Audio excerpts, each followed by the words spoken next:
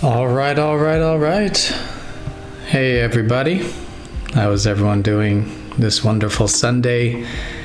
Can you hear me okay? Are the levels okay? Is the music okay? How are you? Great to see everyone in the chat. So I am under the weather. I did catch something today. Well, actually on the trip that I just got back from.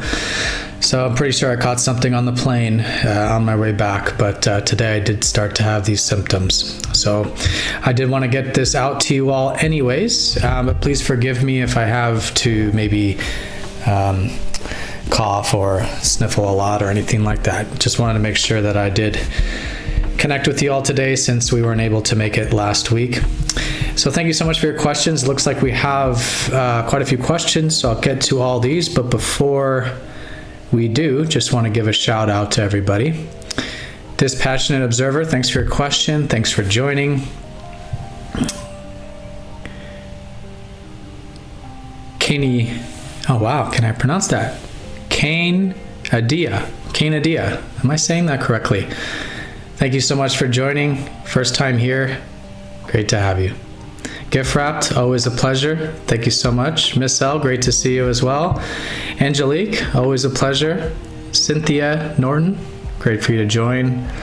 Millie, is it Millie? Millie, great to see you. Erica, have bliss. All right, great to see everyone joining here. April, a frequency 528. Fantana. All right. Thanks, everybody. So where do we start? Let's start with how everyone's feeling the energies today. Obviously, you know how I feel. after this live stream, I'm going to be crawling into bed and taking it easy, probably for the next few days.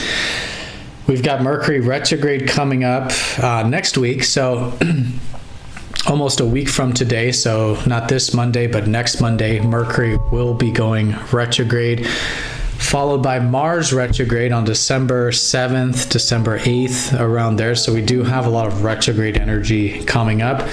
Retrogrades are usually a time of having to go back and redo things, rethink things, and, take care of things that weren't taken care of before, especially with Mars in Cancer. So, we hear a lot in the mainstream when a lot of planets are retrograde. We hear that 7 planets are retrograde or 8 planets, but the most important thing is the fast movers, because the outer planets, basically Jupiter and above, go retrograde for half of the year anyways. So when they go retrograde, it's not that big of a deal. They're retrograde for Jupiter, it's 4 months, Saturn's 5 months, and then trans-Saturn planets are 6 months. So you have basically half of the year. There's like a 50-50 chance that one of those outer planets are going to go retrograde. And when you have so many of them on one half of the chart like we do, it's just very natural and common to have such a large number of them retrograde. But the most important thing is that we look at the fast movers. So this is Mercury, Venus, and Mars. What I would say is once Mars goes retrograde, that will be a lot. We will still have Jupiter and Uranus retrograde at that time. But what makes it a lot is the fact that these personal planets rarely go retrograde when you look at the whole percentage of time that they're direct. When multiple of them are retrograde at the same time, it adds to a lot of that energy. And it's very much more rare to have, say, 2 of the fast movers retrograde like we have coming up, for example, once Mars goes retrograde in December. And of course, they're more personal. So we hear a lot about the sun and moon being very important to the personality, but of course also Mercury, Venus, and Mars, right? And so if they go retrograde, that affects our actual personal lives a whole lot more. So just wanted to make that distinction clear that we are coming up to a lot of retrograde planets, but what I mean by that is not large in terms of quantity, but large in terms of quality, that we'll be feeling a lot of that retrograde energy probably once Mars goes retrograde. But this is all starting with Mercury starting to go retrograde about a week from Monday. We're already in that shadow for both of them. Shadow is where we start to feel that retrograde energy, where the planet is going to go back over the same place where they're at now and have been. So we do tend to have that same sort of influence during that retrograde. So let's see how everyone's feeling here. So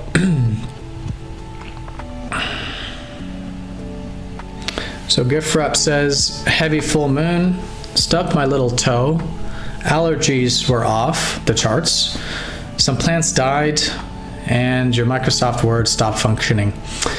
Yeah, so that's probably a very large indication of probably the retrogrades coming up, but I'll tell you what, the full moon was conjunct Uranus. And I was trying to place a lot of emphasis on this, like in the weekly forecast and in the newsletter, that, Uranus is a very erratic energy. And I didn't even, still, for me, I didn't give it enough, how do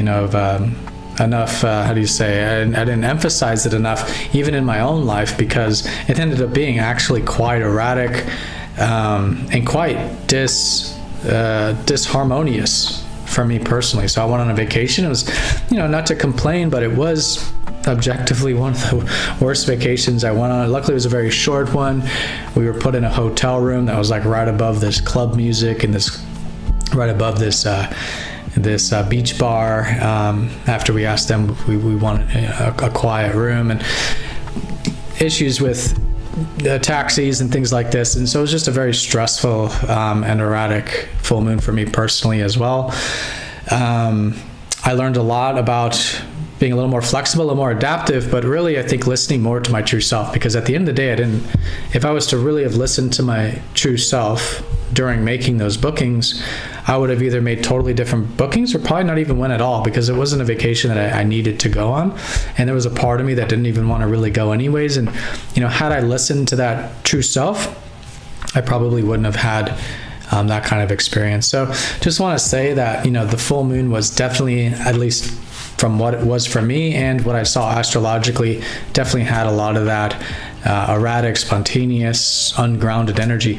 Please let me know if any of you have also experienced that during the full moon, even though it was in, quite close to Taurus, which is a more grounding energy.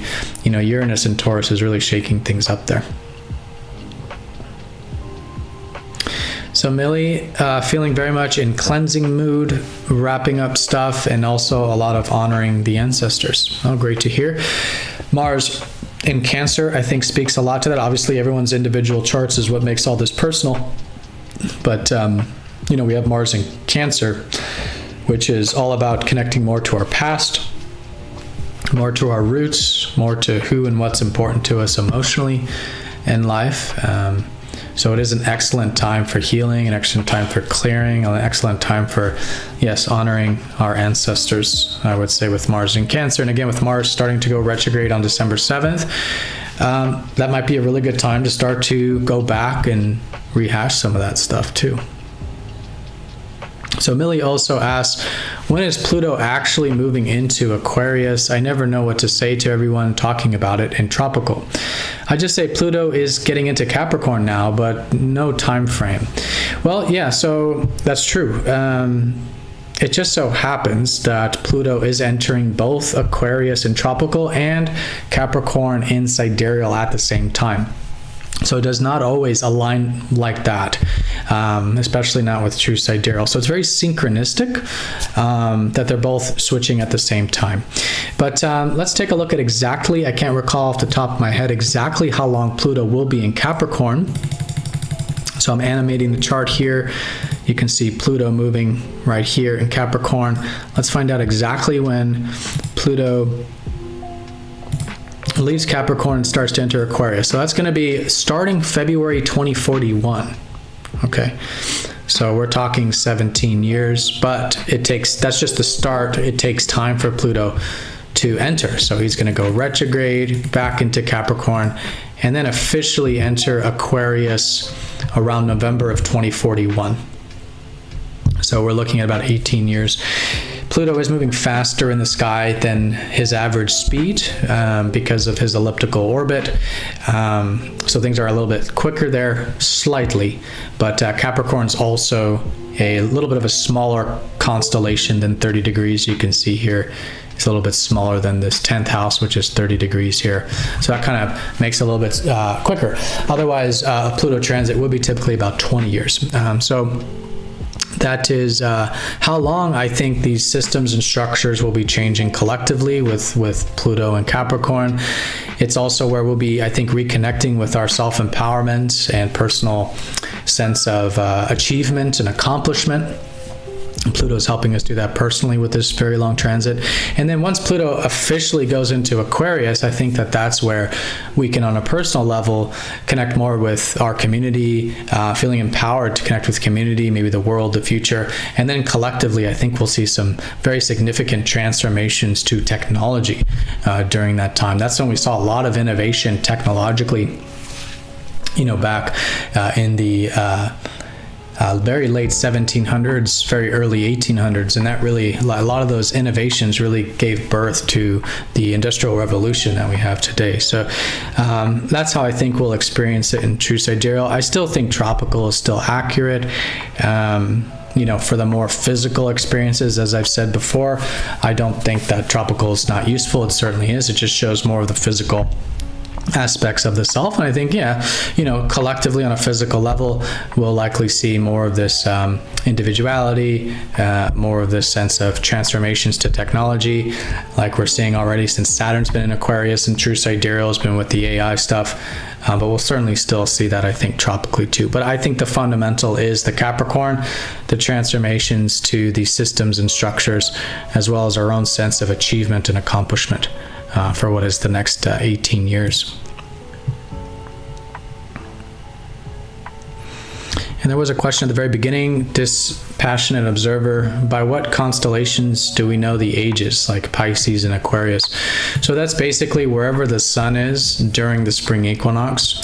So, every spring, right during the spring equinox. We want to check to see where the sun is. Some say it's the constellation before, which would be Aquarius, because the sun is actually in Pisces during the spring equinox. I like to go by where the sun actually is, and that's in Pisces. And so I like to think that we're in the age of Pisces, and that's what I've been seeing a lot energetically as well. We are in the 11th house, which deals with technology and Aquarius type things, but I think it's very important to recognize that we are in the age of developing spirituality, more peace, mental health, spiritual health, compassion, unity, things of this nature.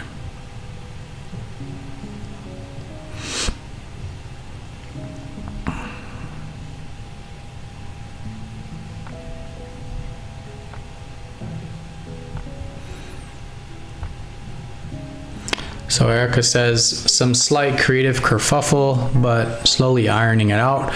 Awaiting answers to some inquiries and proposals after the Taurus full moon. Creative musings from attending anime events yesterday. Oh, that sounds exciting. Sounds fun. I'm glad you got to enjoy some of that. Creativity there and enjoyment, sounds like. But yeah, so maybe you've got some of these retrogrades coming up in your 5th house, maybe, of creativity, of self-expression. The sun's entering into Scorpio here this Saturday. This Saturday, the sun goes into Scorpio. That's going to, I think, help with the self-expression in a depth, in a deeper way. The sun in Libra, kind of, it's considered diminished. The sun, according to traditional astrology, doesn't like to be so much in Libra. So if you're already feeling that creative energy, that's great. Once the sun officially enters Scorpio, I think that'll probably get deeper, maybe richer with that as well. Fantana says, very tense negotiations and fiery disagreements over the last week, but seems to be coming to a resolution soon, hopefully. Yeah, let's see if it comes to the resolution with the ending of the lunar month. So maybe you'll see some resolutions on Friday, because Friday will be the 3rd quarter moon, and that's typically where we start to see things manifesting from the full moon's energy. And then, after that, once we complete the lunar cycle, which will be in about a week and a half from now, so not next Friday, but the Friday after that, we'll complete and finalize things for this lunar month, because it was a lunar month around Libra. And Libra deals with negotiations and having to come to middle agreements, middle terms, things like that. So I have a feeling that stuff should be part of this lunar month. Happy Sunday. Thank you, A Frequency 528.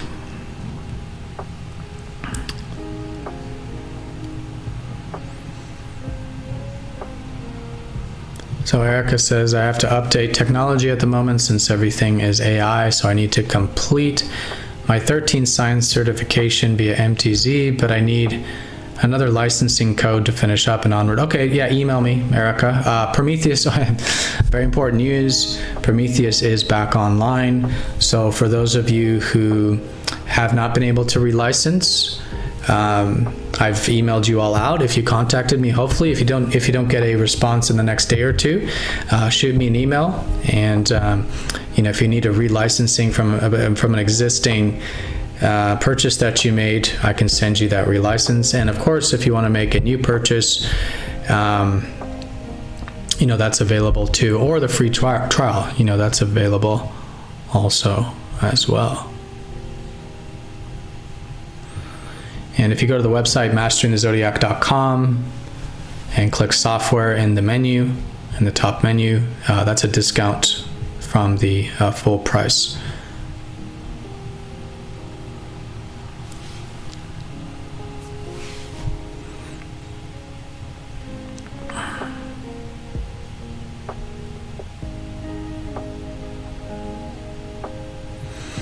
Thank you, Karmic Kerfuffle.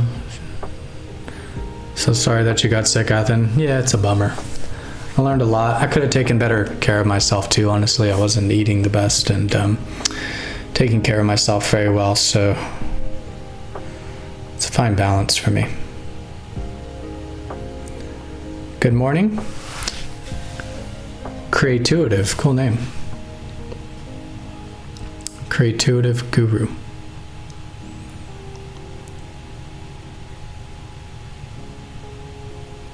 bank accounts glitching. Yeah. Let's see how this Mercury retrograde goes. So it's going to be in a fucus, Mercury retrograde. So fundamentally, that'll be good for healing, actually, and that deep diving and all that stuff. A fucus the healer. Deeper communications, healing through communications. But of course, wherever Mercury is in your chart, if it's in the third house of banking and, exchanging and trade and all that, then that'll be the area. If you want to check to see where a fucus is in your chart,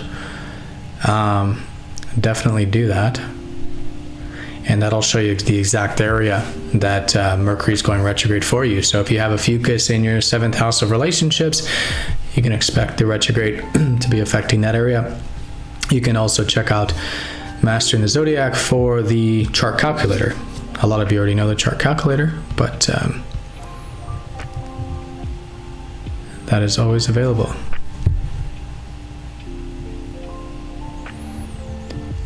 So have bliss, are you considering doing more tutorials on Prometheus? I'm not sure yet. I'm not sure the direction Prometheus is going to be taking. There's a lot of things sort of up in the air with it, so I'm just kind of taking a step back right now and seeing where things go with that. But for sure, I will be 100% committed to getting Prometheus as solid as is within my control. Of course, as most of you know, I'm not the developer. It's a completely independent software. I'm just in a relationship, a partnership with the developer.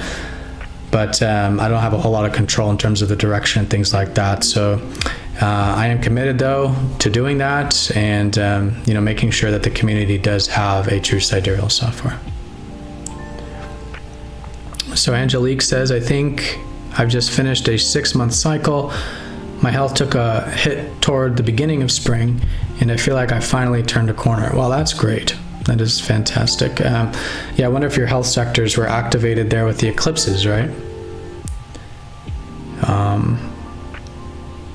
My guess is that would be wherever your north and south. So my guess is that your 6th and 12th houses were activated. Possibly your 4th and 10th, is that can also be some health areas. Well, the 4th particularly. And I'm curious if that's where you have your nodes, because that's where we're having the eclipses, which is where the nodes are. It's where we're having the new and full moons, where the nodes are in spring and autumn right now. But I'm very happy to hear that, Angelique. That's great.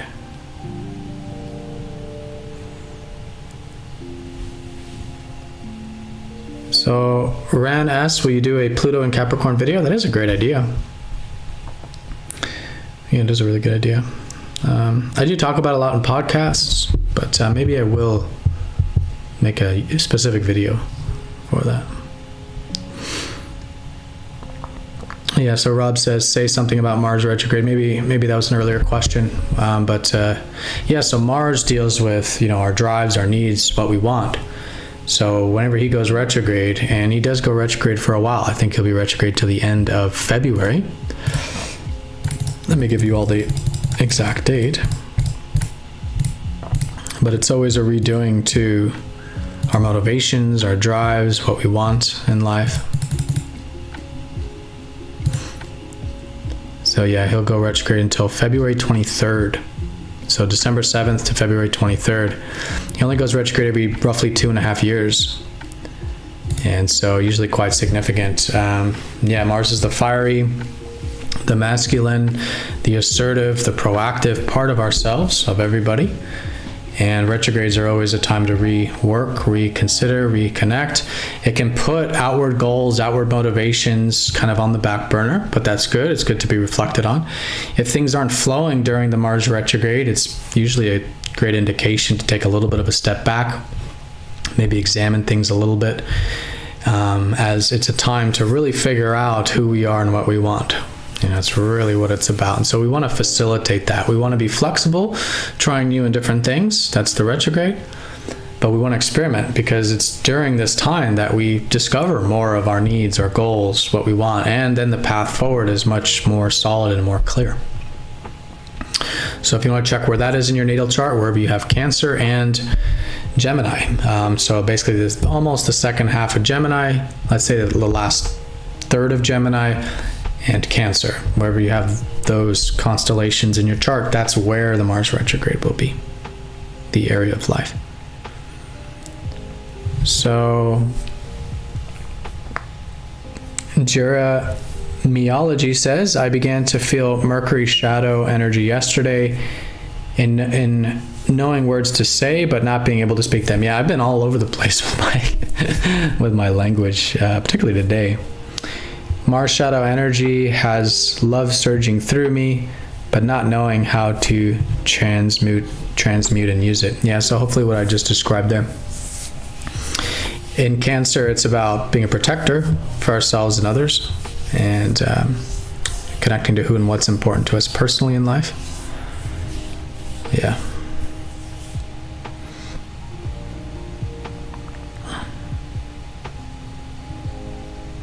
So Jeremiology says, I keep seeing a close friend's birthday on the clock and everywhere, and don't know what it means. Yeah, asking Mercury retrograde to clarify. It might be that Mars in Cancer actually is, if it is a soulmate or someone who you feel like you have roots with, like even beyond this life, if you believe in that, it is a time of reconnecting to those roots right now and those people. But doesn't mean you have to connect with this person. But maybe there is something there just to think about or explore. So Millie says, I feel like I harnessed the full moon pretty well. Good for you. By focusing on embodied action and journaling a lot. Great. As always, being up until super late at night as the moon likes to hang out. Awesome. Hey, Holly. Great for you to join. Yeah, a little bit of funk. I'm feeling it. I don't want to put that out there, but I'm definitely feeling a little bit of that.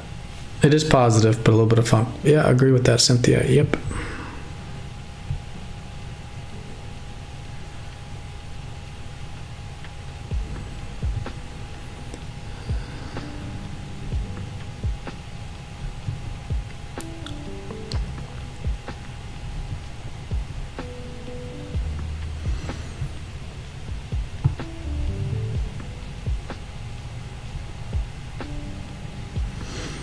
All right, so it looks like we got quite a few questions. I'm going to wrap up here in about 5 minutes, as I do need to give my vocal cords a break. Had a bunch of readings today, and I did the weekly video. So I am going to have to be strict with that 30 minutes. But let me go through and see if there's anyone who's asking a question who I haven't answered yet. Because I can see we do have a lot of questions from those very active. But I want to make sure that those that are new or those that haven't been answered get answered.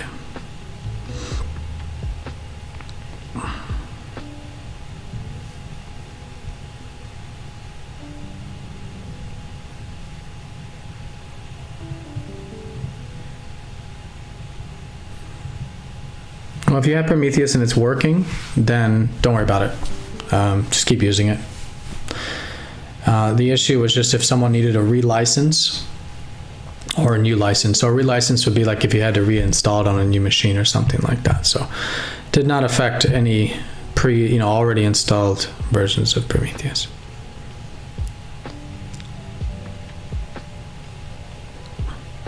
Okay, so Angelique says that the North Node is in 5th house, and you told me this I think last time.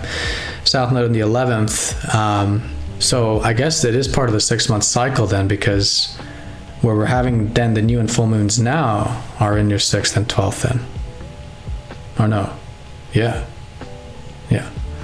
So, okay. So I was wrong about them being the eclipses. They're not. They're actually part of the current lunar month. So great. So you should close out a lot of that stuff, I would say, this month. And you can also start on a new journey health-wise this month as well for the next 6 months.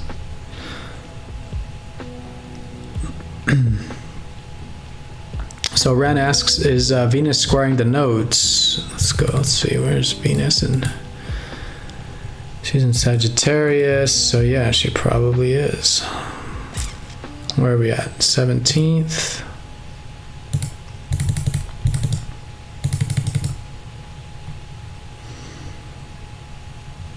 So I don't keep the aspects to the nodes on, only because we don't feel the nodes very personally. but I can see here that, yep, Venus is squaring the nodes, which, basically means that this marks the kind of halfway point of the, let's say, eclipse cycle for the fast movers. What I mean by that is Venus will be the first one in this case to square the nodes. After Mercury's done with his retrograde, he'll square the nodes in Sagittarius. And then when the sun gets into Sagittarius here in December, that'll square the nodes. So basically, the way I like to read it is every 6 months we have the eclipses. Right now they're in the spring and autumn. So that basically means that, depending on where the fast movers are, but generally speaking, when we're in the winter and the summer, those are the times to really integrate, to apply, to really put forward the eclipse energy. But right now with Venus specifically, we would say yes. If there's anything you can do to challenge yourself with relationships, with one-on-one connections, with some of that Libra energy we're talking about, let's say, in the context of your life path, I think it would be a fantastic time to do so. It can really assist the life path.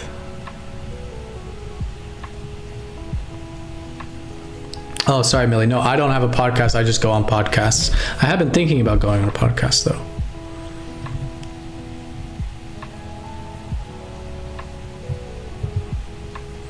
So Flamingo says, I missed the timestamps when live comments post. No biggie. So I didn't change any settings. I don't know if that's maybe something that YouTube has changed. Will Mars retrograde affect our natal Mars? Yeah. So wherever you have your natal Mars, the retrograde will start to involve that. So if you have Mars, say, in your 9th house of philosophy, spirituality, things like that, then every time Mars goes retrograde, there's this kind of energy behind it. What are you thinking about philosophically? What is your worldview? How are you viewing life? Are you adventurous? Are you how open-minded are you at the moment? So yeah, the way I would describe it is wherever Mars is in your natal chart sort of flavors the experience of that retrograde.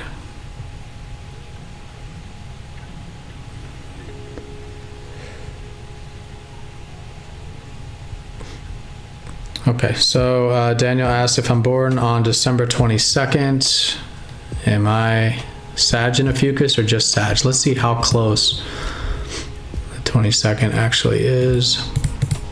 Because we're using the uneven size of the constellations,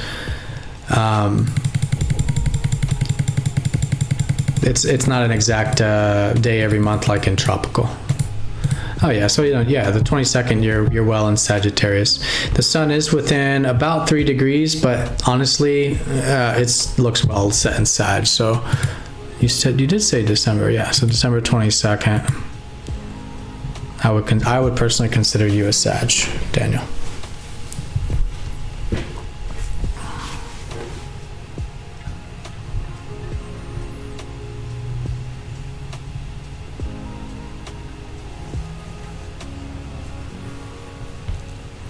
Yeah, and so Rob brings up a good point. Does Mars retrograde natally mean internalized energy as opposed to Mars outer active side?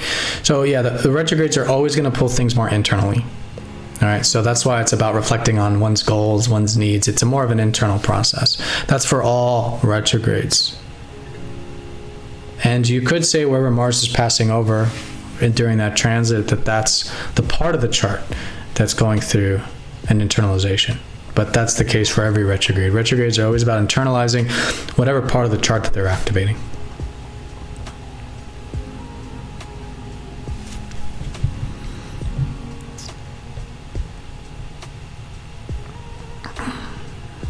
All right, so we'll go ahead and wrap this up. See if there's any last questions. Thank you all for joining. I know I didn't make it last week. I'm glad everyone was able to join this week. And we will continue to do this every week, barring some occasional reschedulings. Yeah, the software is called Prometheus astrology software.